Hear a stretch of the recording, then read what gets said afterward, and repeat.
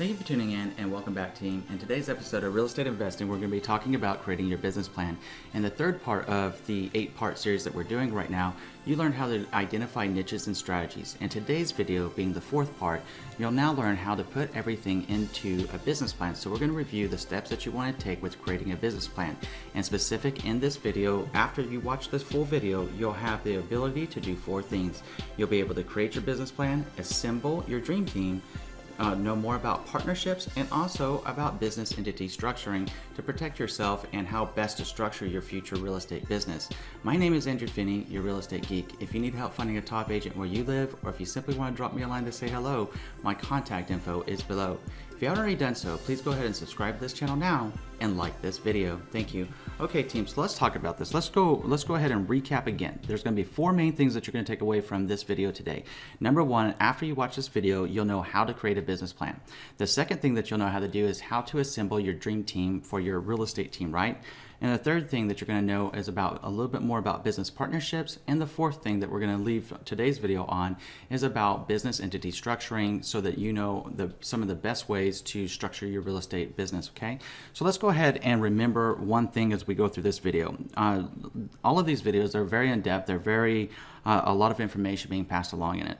You're not going to get right necessarily overnight. It takes practice and it takes time to get everything right. But you're doing the right thing right now, and I would like to applaud you and give you your own shout out right now because you're doing the right thing by learning how to invest in real estate right now. And this creating a business plan is extremely, extremely important so that you get everything right moving forward as we continue our journey through this 8-part video series. So let's go ahead and talk about it. What should your real estate business plan include, right? So there's going to be essentially 14 parts of it. And as we go through these 14 parts, I want you to consider the SMART technique. The SMART technique is a way of setting goals. And what it is it's an acronym. So SMART is being specific, measurable, achievable, realistic, and time-based goals. If you get in the habit of doing that up front from your business planning, strategy planning into creating your business plan, moving forward with everything that you do, you're going to be massively successful. So kind of keep that SMART goal mindset there. The first thing that you want to do in your business plan is identify a mission statement. So with your mission statement, you want to ask yourself, what do you do? So that when someone says, what is it that you do with real estate investing? You can have an answer for what you do. The mission statement should clearly identify and define what your purpose is and should include the benefits that your business provides to other people, right? So do your research and come up with a solid mission statement that really defines what you do. The second thing that you want to do is to identify your goals. Again, going back to that SMART goal, be specific, measurable, make sure they're achievable, they're realistic, and you have a time-based time frame when you're going to achieve that goal. So goals, where do you want to go with your real estate career? We talked about niches and strategies in the last episode. What kind of goals do you have? Are you going to get into residential real estate? Are you going to get into commercial real estate? Are you going to do land? Are you going to do partnerships? There's so many different ways of getting started. So what are your goals? How do you want to do that? And quantify it with how much money are you going to be earning from these goals that you set. So if your goal is to earn like an additional $10,000 a month in passive income, write that down. I mean, honest to God, write it down, because if you write it down, it's going to start taking form in your conscious and your subconscious, and it's going to come to you if you continue planning and keep doing as you're doing right now. Okay, so if your goal is to flip 1 home or 2 homes or 3 homes a month or what have you, write that down. Whatever your goal is, write it down. There is no right or wrong answer here. This is between you and I right now and between yourself whenever you're writing this down, just to start identifying your goals. The third thing is, what strategy are you going to take? You need to have that in your business plan as well. There's hundreds of ways to make money in real estate. We talked about that from part 1 of this series, and we talked about it again in niches and strategies in a lot of different ways. And we're going to talk about it some more in the next episode about how to find investment opportunities, okay? So have your strategy, make sure that's reliable, it's duplicatable, and that you're going to be able to execute it, and it's something that you want to do consistently, okay? So the 4th thing is, what is your time frame? What is your time frame involved that you're going to get into the real estate practice? What is your time frame involved before you're going to actually buy your first property? And all the way through, What is your time frame of how long you want to do this? Is your goal just to build up passive income, or is your goal actually able to retire in 10 or 15 years? Write that down into your business plan. The fifth thing that you want to consider is the market. What kind of market are you in? Define your market. Are you in a seller's market, a buyer's market? Are you in a normal market? What kind of market are you looking to penetrate in real estate, residential, commercial, land, industrial, office space? Are you going to go after specifically low income properties, high income properties?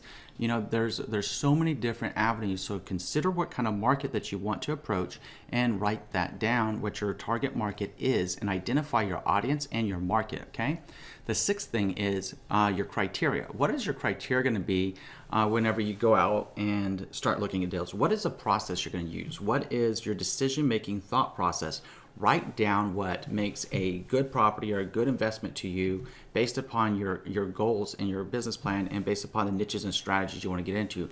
Go ahead and identify that in writing. What makes a good deal to me, right? It could be anything. You have your own idea of what a good goal is and what a good criteria is for your property, whether it's rental, flips, or what have you. Go ahead and write it down and identify very clearly what your criteria must meet, and identify how you're going to make that decision whenever you do come across those properties. The seventh thing that you want to consider is including flexibility. Now, we can write down business plans all day, every day of the week, right? We can have an idea of what should happen. We can have the best and most well-formed business plan, but without proper execution and without proper flexibility, we'll lose adaptability, and we must maintain adaptability to have flexibility, right? So consider that. And I mean, honestly, because if we could just write a business plan and everything work out swimmingly, awesome. This is the real world, right? It's life. Things don't always work out as we would hope or think that they might. So be flexible and figure out a game plan for your market and your strategy. If you need to pivot and you need to move into a different segment, be ready to do that. So identify where you're flexible and where you're not flexible at, so that you know where your touch points are, okay? The eighth thing is what kind of marketing plan are you going to use? You're going to have to market your real estate business. If you're going to be going after flips, how are you going to get those flips? Are you going to be looking at probate sales? Are you going to be looking at distress sales? Are you going to be trying to find other off-market inventory? Are you going to be saying, like, some of those things you see around different cities? We buy ugly homes. We buy ugly homes. Everybody's familiar with the term here in Vegas, and you might be in your city as well, because it's marketed so much, right? You just see it all over the place. Well, you have to have a plan of action for that marketing, and you have to have a goal based upon that marketing. What should your return be? How much is it going to cost you? And you need to be able to budget that into your business plan to make sure that you're going to be profitable, okay? So the ninth thing that you want to talk about is financing your deals. How are you going to finance them? Are you going to use private money? Are you going to do like a wholesaling approach, which goes back to strategy, right? Are you going to use a wholesaling approach and essentially be a middleman between hard cash investors and actually connecting them to a property?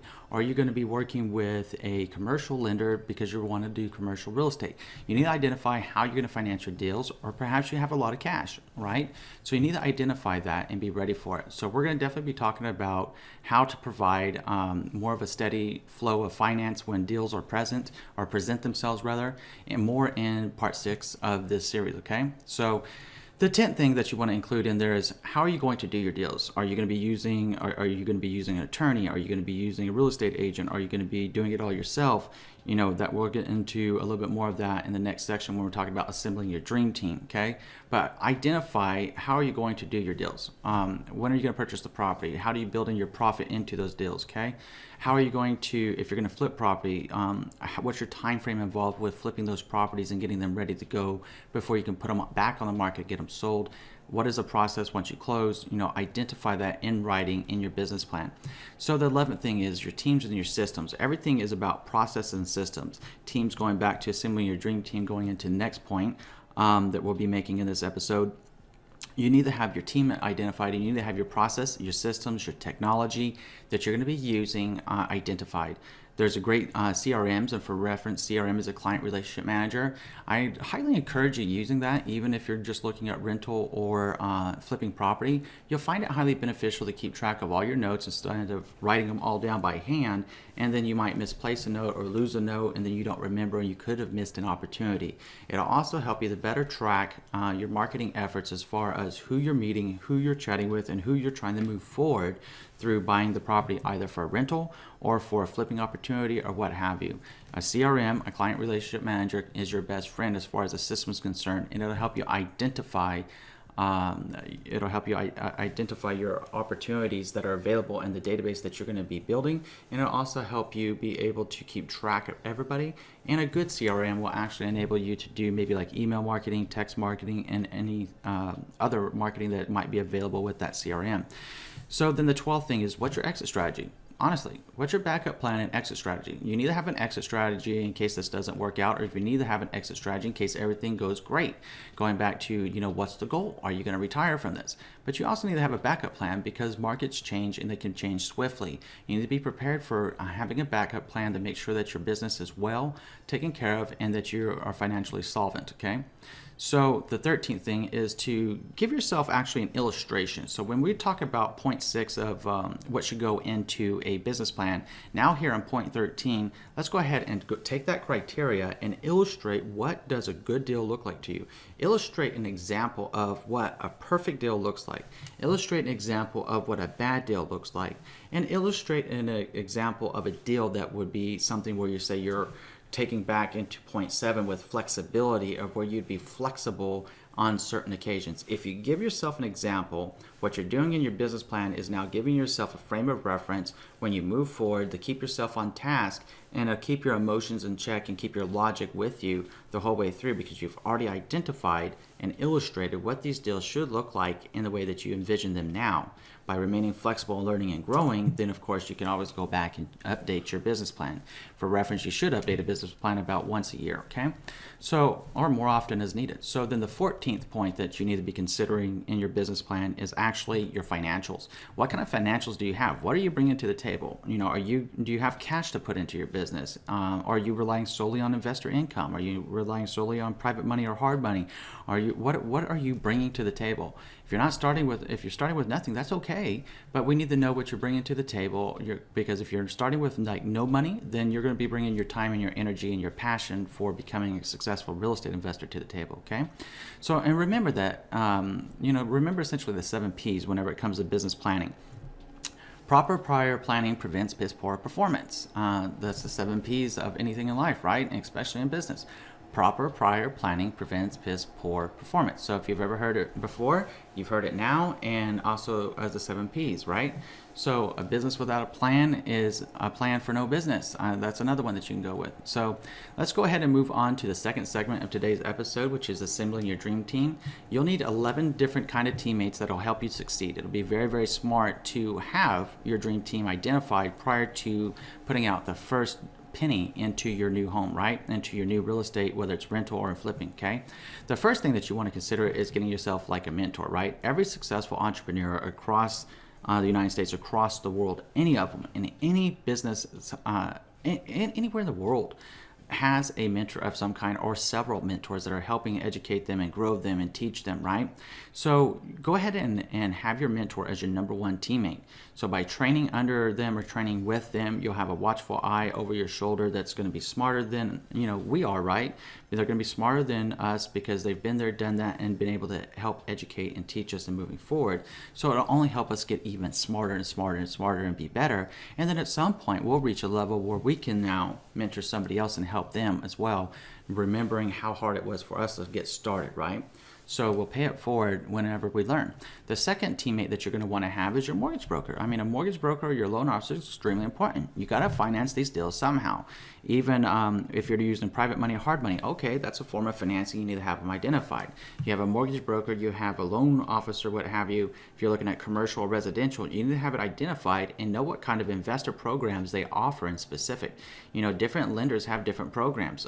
Both of the lenders I work with here in Las Vegas, Nevada have investor programs, for example, that enables you to purchase up to 10 different properties as long as you're keeping what's called 20% loan to value on each of those properties. So it's really interesting. There's opportunities to leverage your assets in a way that can be highly beneficial to you if you plan it out correctly.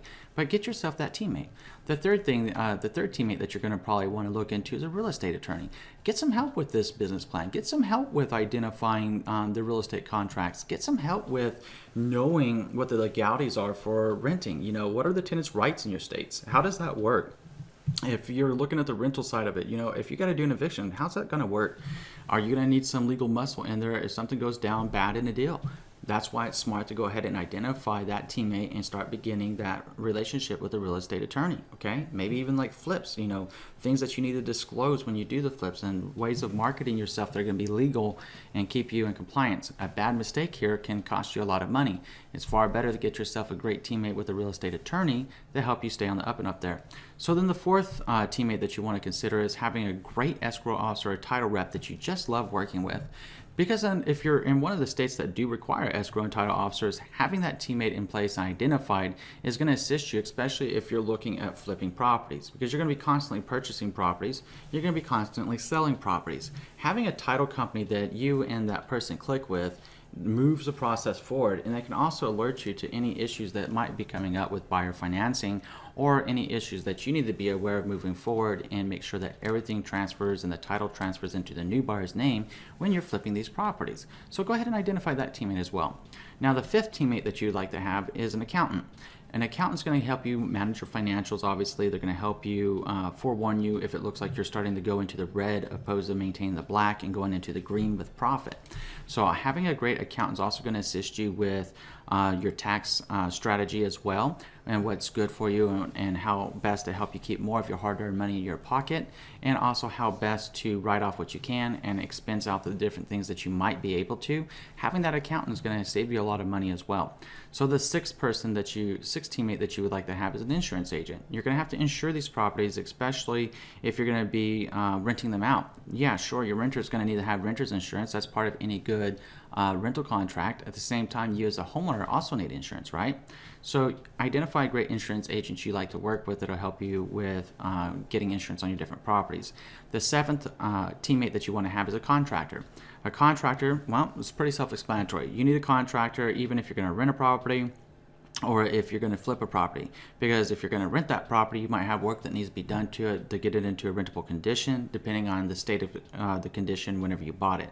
If you're going to be flipping that property, then obviously you need to have your contractors and your ducks in a row. A great general contractor will know all the different trades, and then you'll be able to identify that in their process and put it in with your business planning from the first segment of this video of knowing the timeline it's going to take from the time that you close on a property to the time that you get ready to fix it up, get it on the market, sell it. You know the cost involved, and you'll know about the time frame that you should be able to get it sold in your marketplace, and about how much profit you should realistically be able to achieve off of that specific property. So having your contractor ready to go right out of the gate is very, very smart. Okay, the eighth teammate is actually like a little bit of subsets of teammates. It's your supportive family and friends. Have people that support your vision around you. Have people that support what you're doing around you. They can help you learn, they can help you grow, and just their positive energy will keep you going on those days you don't feel like going. When you feel like you can't take a step forward, a good friend is going to reach out their hand and pull you with them, pull you forward, right? Push you forward, whatever it takes. Call it pull you forward, call it pull you forward or push you forward. They're going to help you. They're going to keep you motivated. They're going to keep you strong. So have supportive family and friends around you, okay?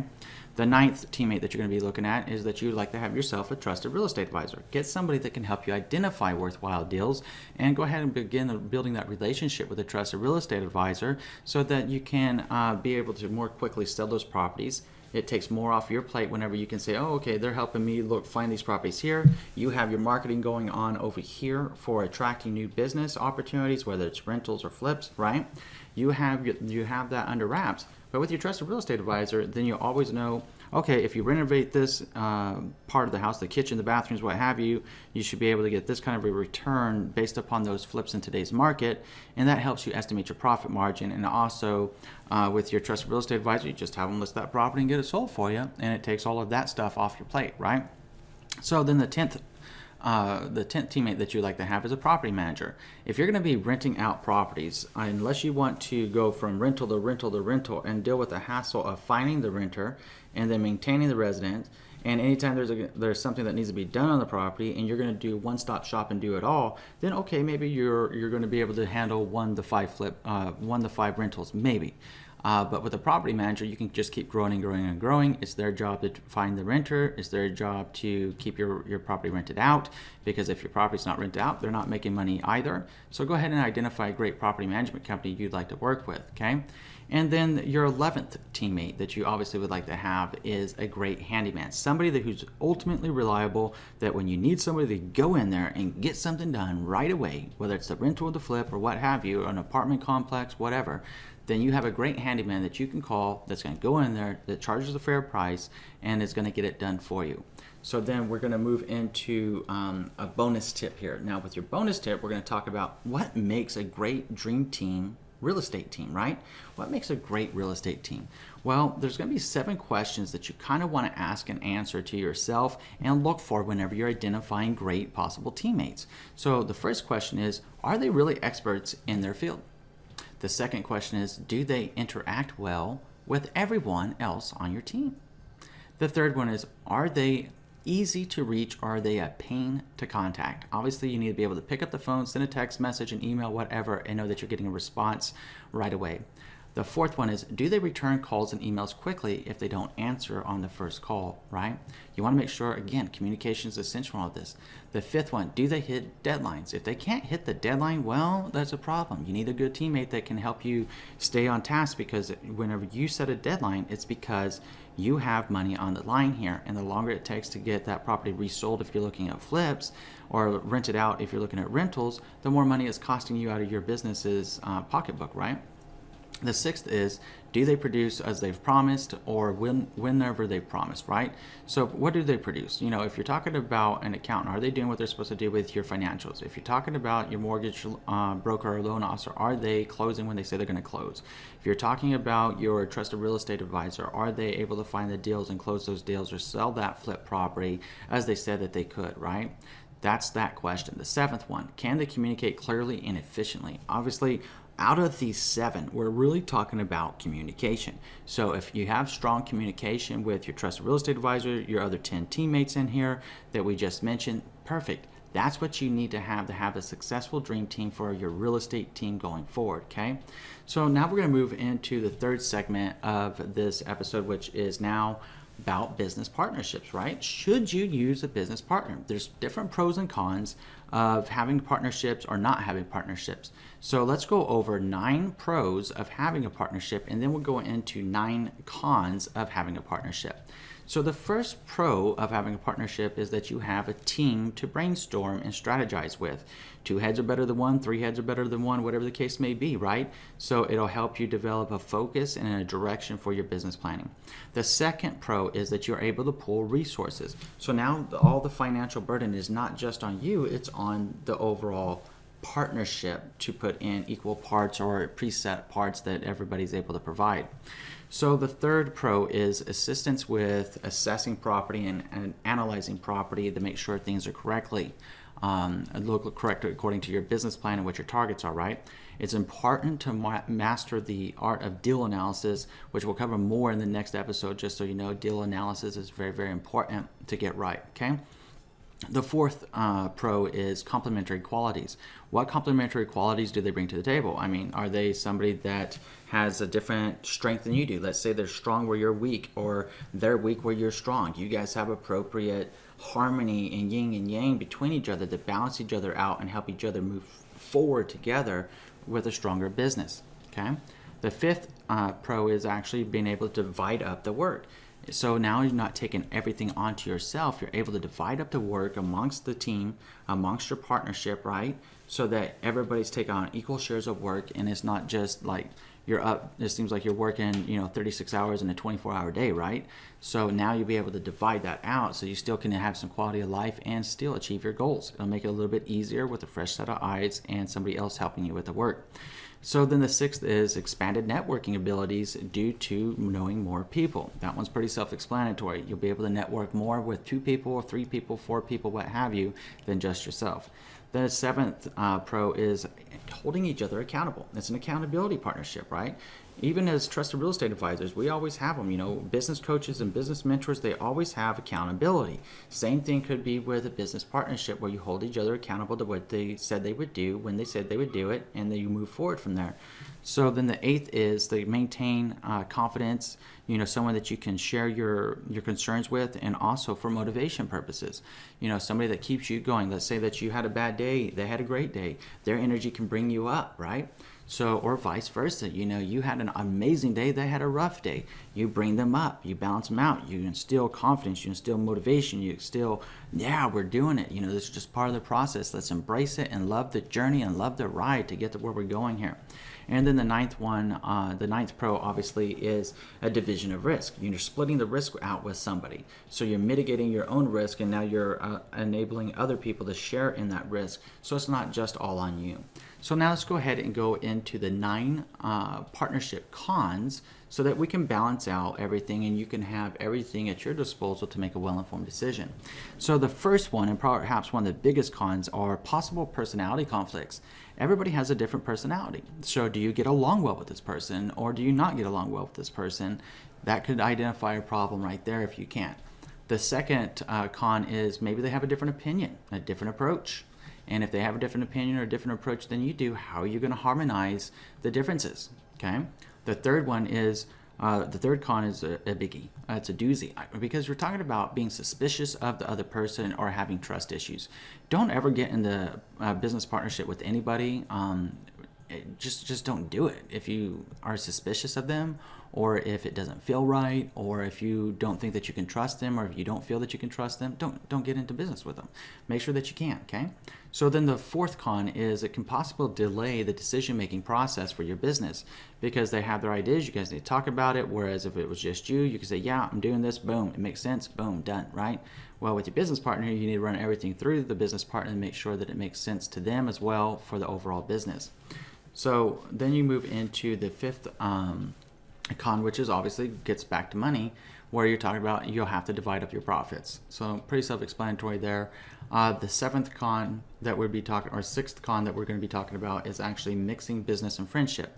If you have friendship, you've always heard that it's best to keep friends as friends and business as business, family as family, and business as business, so to speak. Keep the business out of the personal and the personal out of the business. Well, that's what this 6th point is all about. If you mix business with friendship, it can ruin friendship. So be careful on how you approach this, and if you want to get involved with another friend as part of your business, that's okay. Just make sure that you guys are able to separate business from business and personal from personal. That's the best advice I can give you on that. The 7th con is having unrealistic expectations. Perhaps you have unrealistic expectations of each other. Perhaps you have unrealistic expectations of your business. You need to be honest with yourself and honest with each other, not being unrealistic as far as the time and energy consumed. If you think you're going to be able to watch this one video and go out and be massively profitable tomorrow, well, you stand a good shot of at least knowing how to do it by creating a business plan, but it's likely not going to happen just from one episode, one video. You need all 8 in this series to make you successful, and you need more than that, actually, because you need to then start meeting mentors and stuff. It takes much more than that, so be realistic. So the 7th con is unrealistic expectations. The 8th one is you're now responsible and have a duty to your partner. So if your partner does something good or does something bad, you're going to share in it equal and alike. If they do something great, fantastic. If they do something bad, well, you could be just as much at foul as they are.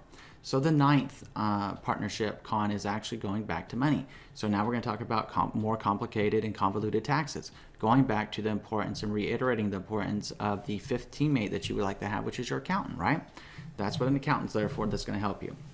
Now let's go into another bonus series right here when we're talking about 4 tips for a successful real estate partnership that's going to benefit you, right? So 4 tips for successful partnerships. The first one is don't be rude, don't be a jerk, and don't be mean. I mean, that's all pretty well said, right? Don't be mean, okay? A partnership needs to have respect and it needs to have camaraderie, right? Treat everybody with respect. The second is learn to be able to compromise. Be flexible, which we were talking about in the first segment of this video. Under point 7 was flexibility. So if you're going to have a business partnership, be flexible, learn to compromise. The third one is to talk daily. Now, I'm sure that there's a commonality starting to form in your mind this far into the video now. Communication is really darn important. Okay, it's extremely important with business partnerships. So make sure that you talk daily to your business partner.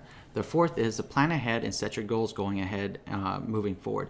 Plan ahead for your profit, plan ahead for losses, plan ahead realistically together, and make sure that you're always you're always leaving retained earnings in your business and always leaving operation expenses in your business, and make sure that you're accounting for the upswings and downswings of a market. Okay. So the bottom line is, on partnerships at least, the bottom line here is do what feels right to you and think through all the different pros and cons and see if it's for you. If it is, great. If it's not, then hey, at least now you know one more thing that won't work for you and one more thing that does, right? So let's go ahead and move into the fourth segment of this video, which is business entity structuring. So a lot of people in the real estate profession, whether they're independent loan officers or independent trusted real estate advisors or independent anybody's, right? And real estate investors or anything, right? Small businesses in general are smart, and it is often commonly advised to people to set up a limited liability corporation, right?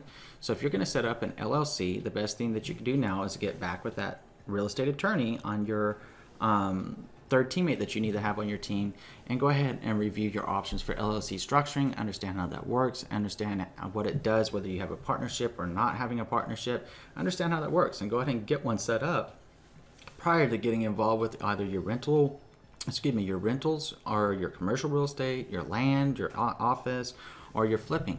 Have that entity set up first. Now, this has been a really long video, right? There's a lot of stuff going on in this video today. I really hope that you've enjoyed today's video, and if you're still watching right now, thank you for making it to the end of this video. So what I'm going to ask you to do is go ahead and tell me what you're taking away from this video. There's a lot of stuff that was in this video. Tell me what was the most significant to you, and give me one thing that you took away that you're going to put into practice right now. Was it actually getting started on your business plan, or was it some of the points, the 14 points that go into a business plan? Or was it about the consideration of assembling your dream team for your real estate career, right?